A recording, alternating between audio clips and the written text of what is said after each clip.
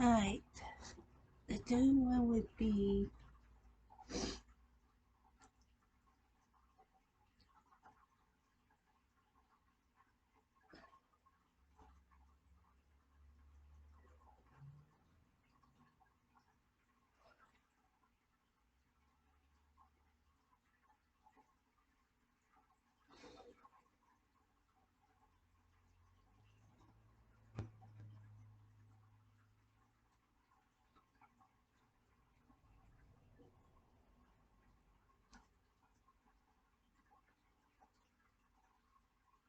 oh yeah.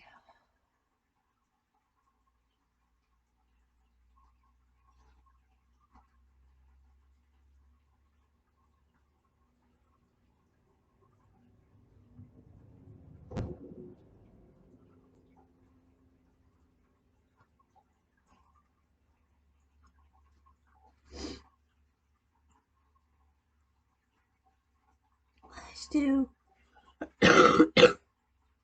what what hygiene was like during the Black Pudge. If I can't pronounce it right, I'm sorry. I'm really sorry.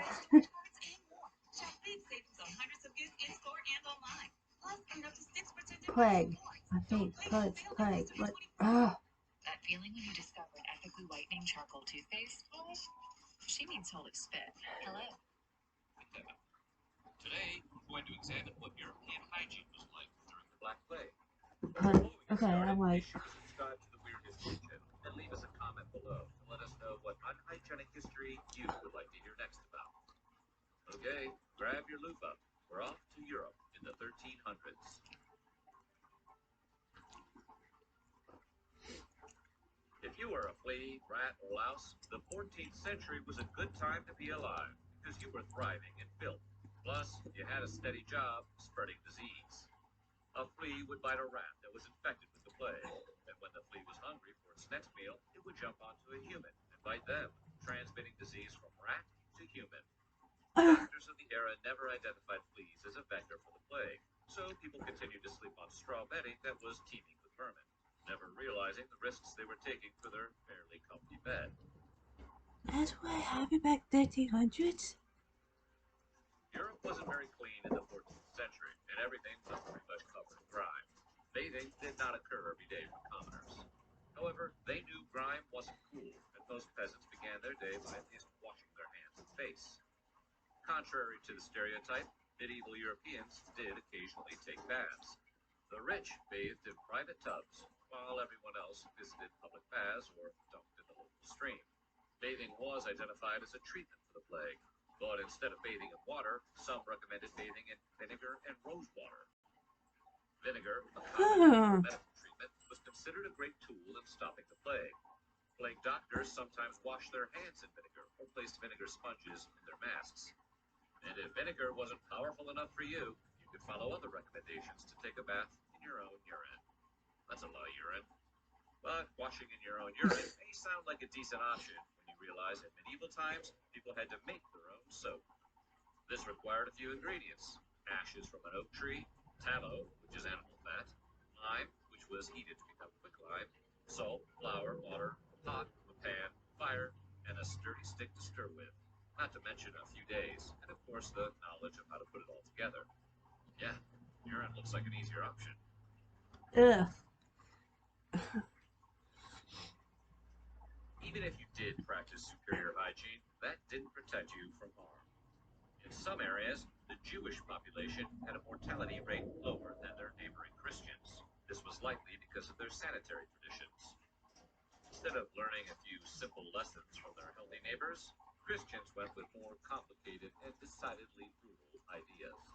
Some Christians believed Jews were resistant to the plague, accused them of tainting wells to spread the disease, and some felt the plague was actually punishment from God for allowing Jews to openly live in their community as, well, Jews. This led some Christians on a mission to convert, exile, torture, and sometimes kill their Jewish neighbors. This despite several popes declaring Jews had nothing to do with the plague. But odds are known for the listening skills. Jewish communities were vilified, oppressed, and individuals were compelled to confess to nefarious deeds that they did not commit, just to avoid punishment, which didn't always save them.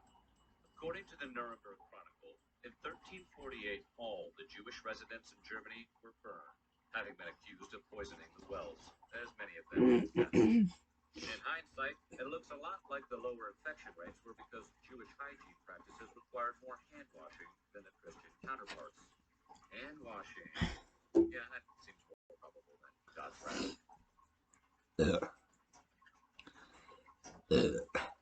Doctors in the 14th century had no idea how to effectively treat the plague, and in fact, many of their treatments actually spread the disease. For example, plague sufferers experienced swelling in their lymph nodes, called buboes. Doctors recommended cutting open the buboes and draining the pus to let the disease leave the body.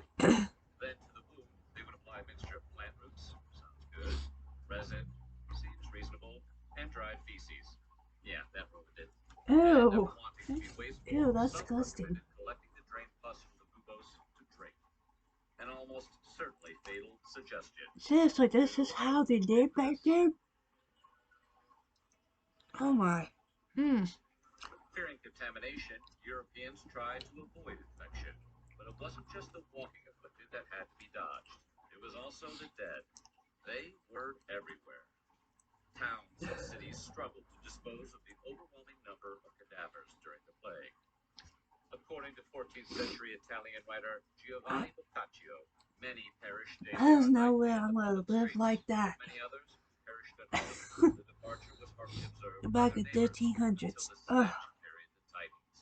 Another chronicler in Florence wrote, No, all thank the you. citizens did little else except to carry the slain to be buried. Europeans had some things figured out and established sanitation policies to bury infected bodies in mass graves. These were to be located outside of town and in deep pits. But deep is relative, and keeping up with the body count was a never-ending task. Some cities were so overwhelmed that dogs dragged cadavers back into town through the streets. According to 14th century chronicler Agnolo di Tura, some of the burial sites were so sparsely covered with earth that the dogs dragged cadavers forth and devoured many. Huh. Before indoor plumbing, human waste created a public health crisis. In the 14th century, household might share one toilet among dozens of households. Oh, excuse me, pardon me. Is the seat taken? Heavy rains and floods caused community cesspits to overflow, which sent human waste cascading into the local water supply. And if you didn't even like the idea of going to a place called the cesspit, much less the long walk to get there to dispose of your waste, many emptied their chamber pots directly into the street. Excuse me, Governor. Rats are not picky and will eat any food they can find, even discarded or undigested food mixed with feces. So these open sewers attracted rats with their friends the fleas, along with other vermin, all of whom were partners in disease transmission. Having begun to see the connection between effluence and disease, England's Parliament tried to stop people from dumping waste into the water supply.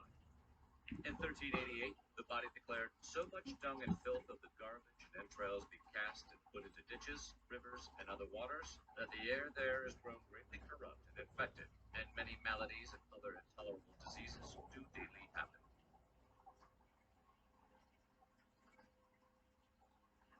In the 14th century, Europeans believed foul smells spread disease. In an attempt to combat the plague, they carried sweet-smelling flowers and pomanders, which are small scented objects, to cleanse the air.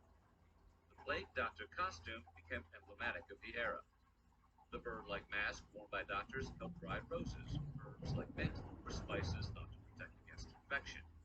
Doctors donned the mask and a full body covering when treating victims of the plague. The outlandish outfit may have indeed warded against infection, though not because of the herbs and spices. Being covered head to toe meant the doctors had unknowingly invented a medieval hazmat suit.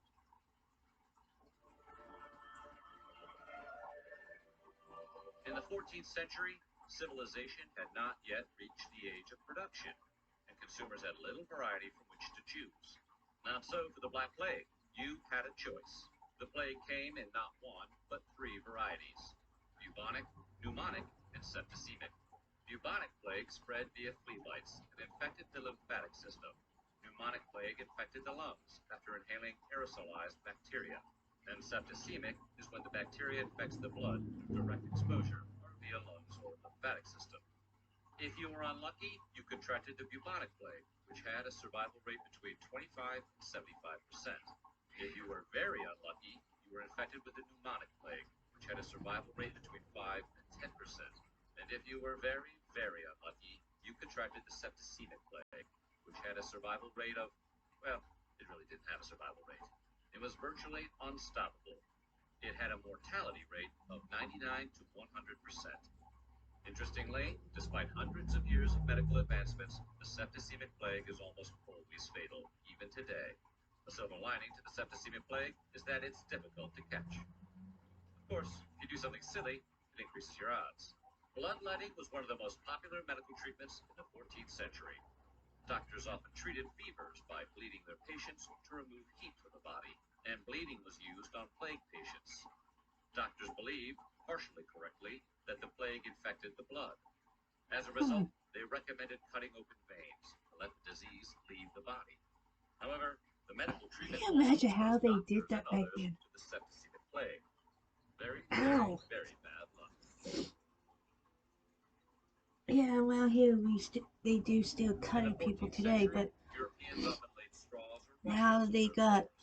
This covered up the dirt anesthesia floor in and old people's propofol homes. While and wildflowers were sometimes added to the stuff like rushes that. and the top layer changed Morphine. occasionally, the bottom layers might remain for decades.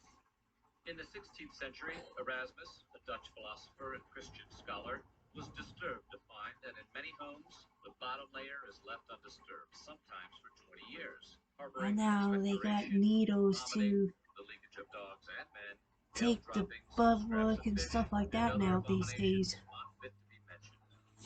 These putrid rushes exhaled a vapor that was harmful to the health, Erasmus declared.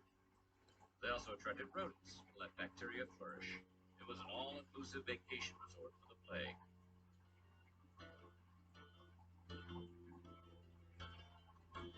When the Black Plague struck, Europeans knew the disease was contagious. In some areas, cities tried to turn away ships that had visited infected areas to protect their population. In 1348, Venice became the first to enforce a 30-day isolation period for ships and travelers to make sure they weren't infected. In later outbreaks of the plague, the city extended the isolation to 40 days, giving birth to the term quarantine, from the Italian quaranta, meaning 40. Unfortunately, even these efforts failed to stop the spread of the disease. Tens of thousands still perished in Venice.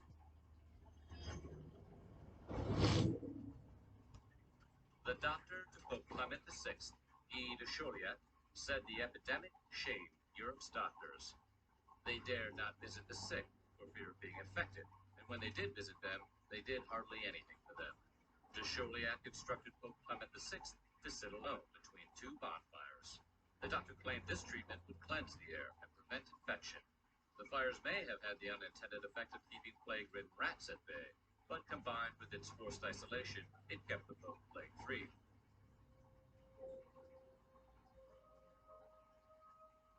The Black Plague wiped out tens of millions of Europeans, but history's deadliest epidemic had a surprising benefit, at least to those who survived. According to research by Dr. Sharon DeWitt, the plague improved the health and lifespan of people who lived through the epidemic. For 200 years afterward, people's diets improved, and they lived longer than pre-plague Europeans. Scholars point to several potential explanations for the improvements. The smaller population following the plague enjoyed higher wages and cheaper food prices, which helps explain the better diets. And survivors of the plague might have been hardier, since the plague eliminated so many people. So what do you think? How filthy would you have been living in 14th century Europe? How filthy are you now? Let us know in the comments below. Wow. Okay. I will see you in my fourth one, so I see you then.